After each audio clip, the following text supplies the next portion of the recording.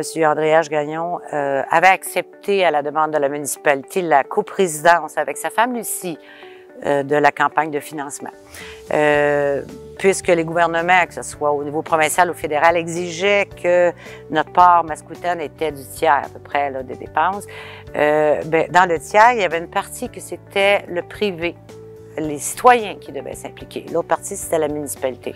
Alors, je faisais partie de l'équipe de M. Gagnon et de son épouse et de toute la grande équipe qui l'a entouré pour tenter d'atteindre l'objectif qu'il s'était fixé de 1 800 000. Au début, c'était 1 200 000, mais quand il nous a reparlé, il dit on est rendu à 1 800 000 et quand on a eu fini, on était rendu à 2 500 000. Alors donc, ce fut une campagne très prospère où la population a été sensibilisée sur l'équipement qui pouvait se mettre en place dans le centre-ville et ça a été un succès phénoménal. Ce projet-là est leur projet, je dirais, commun le plus important de leur vie. Ils ont mis ensemble leur vraie passion, qui était vraiment, bon, les gens, premièrement. Ils aiment les gens, c'est des gens qui étaient très mondains. Et le fait de créer cet espace ici à Saint-Hyacinthe, de réunir, en fait, les finances et les arts et de mettre ensemble leurs deux grands talents. C'était vraiment un projet qui les a réunis. Il y avait des réunions, il y avait en fait tous les événements mondains, donc ça a été très, très important dans leur vie.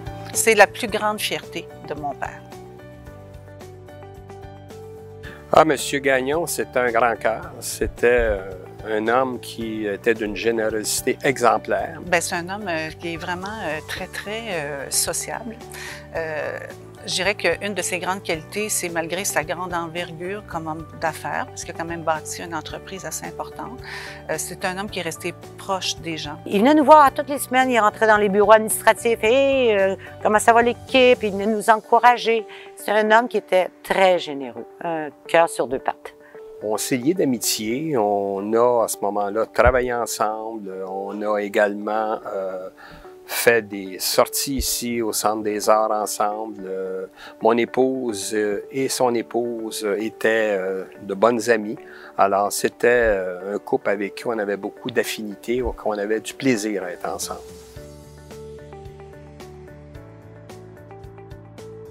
Renommer la salle Rona pour la salle André-H. Gagnon qui s'est fait il y a 2 ans. Alors suite au décès de mon ami André, j'ai pris en main les démarches pour tenter de renommer la salle à son nom. Et les démarches ont été fructueuses. La haute direction de Rona a accepté notre demande et on a renommé cette salle. Et à son honneur, quand on a procédé au dévoilement du nom de la salle, on a fait une superbe de belle fête ici, dans sa salle, avec les dignitaires, avec ses amis. Et il y avait un artiste qui était l'artiste fétiche de M. Gagnon, c'était Grégory Charles.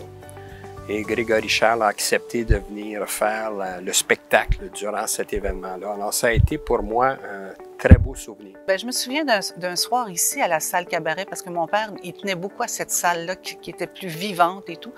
Et il y avait Florence K qui jouait.